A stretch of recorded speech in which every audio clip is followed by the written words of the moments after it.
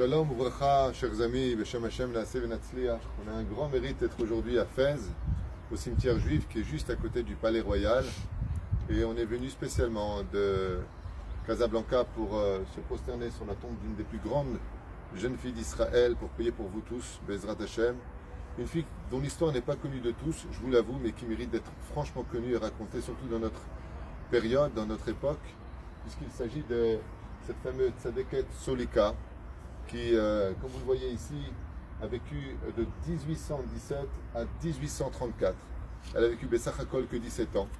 On raconte que cette jeune fille exceptionnelle, qui était d'une beauté sans pareille, devait rester chez elle pour ne pas montrer et faire tomber les yeux des hommes sur cette extrême beauté qui ornait sa neshama. Et puis un jour, une fois dans sa vie, elle est sortie et elle a été observée pour aller acheter du pain. Elle est observée par un voyou qui s'est tout de suite amouraché de par sa beauté et a exigé de son père, qui était chef de la mafia à cette époque, de demander la main à cette fille. Et bien entendu, elle a refusé de Chazve Shalom s'adonner à ce genre de choses. Et puis les nouvelles sont venues jusqu'au prince. Et le prince, donc le fils du roi du Maroc, avait décidé de rencontrer cette fille. Et on lui avait dessiné un petit peu sa figurine jusqu'au jour où il a eu malheureusement ses yeux sur elle. Et quand il a vu, il est tombé fou amoureux d'elle. Et il a proposé à Soulika, qui n'avait que 17 ans à peine, de devenir la princesse de tout le Maroc, avec femme de ménage, tous les trésors du monde entier, avec un amour fou pour elle. Et bien entendu, elle a expliqué qu'elle était descendante de Sarah, Rivka, Rachel et Léa, et qu'en aucun cas, Chazve Shalom, elle se donnerait à autre chose qu'un juif, qu'elle était juive, et que son corps et son âme appartenaient à la Torah. Alors le prince, très brièvement, l'a menacé en allant voir le grand rabbin à cette époque, j'oubliais le nom, du Maroc, et en menaçant la région que si Soulika n'acceptait pas ce mariage, cette union avec le prince, eh bien il exterminerait tous les juifs de la région. Et Soulika n'a pas cédé. Elle a répondu qu'elle appartenait à Dieu et que si Akadosh Baruch Hu avait des décrets à faire, il les sortirait en même temps de ce décret-là. Sur ce, le roi a voulu influencer Soulika avec de grandes menaces. Et il lui a dit, regarde ce champ qui est derrière toi. Il lui a montré comme ça un champ avec plein de cailloux et plein de ronces. Et il lui a dit, si tu n'acceptes pas le mariage, eh bien ce qui va se passer, c'est que je vais t'attacher tes 6 beaux cheveux à ce cheval. Et il va t'emmener à travers tous ces cailloux et toutes ces ronces. Et ton corps sera déchiqueté. Soulika a répondu avec un grand sourire, si c'est ce que veut Hachem, Ani Mekabelet Be'ahava, je reçois avec amour. Et il lui a dit, réfléchis bien, je te propose tous les joyaux de ce monde, tous les honneurs de ce monde, toutes les femmes de ménage de ce monde, une vie heureuse. Et en plus de ça, tu sauveras la vie des Juifs, c'est Pikuach Nefesh. On raconte que le Rav est venu voir Soulika et qui lui a dit, à l'image d'Esther qui s'est donnée à Achashverosh pour sauver le peuple d'Israël, elle avait le devoir de l'épouser pour sauver la vie des Juifs. Et Soulika leur a dit, je ne suis pas Esther, je suis Soulika. Sur ce, étant donné qu'elle a refusé de se donner, ils ont attaché ses cheveux à ce cheval et ils lui ont proposé, comme le demandait la tradition, sa dernière volonté.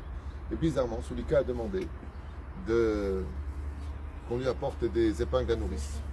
70 épingles à nourrice. Et le roi n'a pas compris pourquoi une telle demande et ils lui ont apporté. Et Soulika a pris cette épingle à nourrice et l'a levée vers le ciel à l'âge de ses 17 ans. Et elle dit, maître du monde, je préfère m'attacher à la pudeur des mères d'Israël que de devenir la reine de l'impureté. Et elle a pris cette épingle à nourrice, elle a commencé à rentrer dans sa robe et dans sa chair, sur lesquelles elle a fermé jusqu'en bas de ses chevilles, avec 70 épingles à nourrice, sa robe cousue sur sa chair. Le sang coulait de partout, la douleur était horrible. Et Soulika, une fois qu'elle a fini, a dit au bourreau qu'elle pouvait lancer son cheval. Et elle a été comme ça traînée dans les cailloux et dans les ronces, où sa peau et sa chair ont commencé à se déchiqueter. Jusqu'à un moment, elle s'est mise tellement à hurler en disant « Arrêtez, arrêtez, arrêtez !» Le prince, quand il a entendu ces hurlements, a demandé au bourreau d'arrêter le cheval. Et puis voilà que la seule chose qu'a demandé Soulika, extrêmement blessé et sa peau déchiquetée, c'est qu'on nous ramène d'autres épingles à nourrice. Parce qu'elle a dit « Attendez, vous ne pouvez pas me tuer de cette façon-là. Ma robe est déjà en train de remonter, on est en train de voir mes mollets qui n'ont jamais été vus. Par qui que ce soit, Chazve Shalom. » Et on lui a rapporté des épingles. Et cette fois, le bourreau, qui était rempli d'une cruauté extrême, a pris pitié d'elle, subjugué par sa beauté qui se décomposait, à la douleur des ronces qui la déchiquetaient. et il lui a rapporté beaucoup plus d'épingles à nourrice. Et elle s'est cousue toute la robe, complètement sur le corps. Et Sulika est décédé dans ces conditions horribles, comme vous pouvez l'imaginer. Son visage était complètement défait. Et elle a été enterrée avec sa robe, ici même. On est sur sa tombe.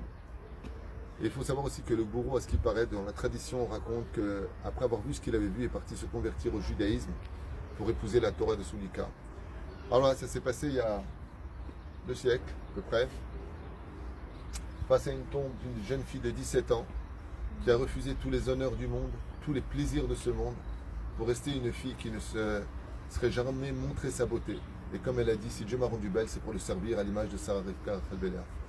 Je rêvais d'aller sur sa tombe, c'est un rêve qui se réalise aujourd'hui dans la ville de Fès. Que son mérite nous protège et qui vous protège à tous. Soyez tous bénis. Bezrat Hashem, soyez tous conscients de la chance extraordinaire qu'on a d'avoir dans notre peuple des gens aussi élogieux, qui ont souffert des souffrances et des cris.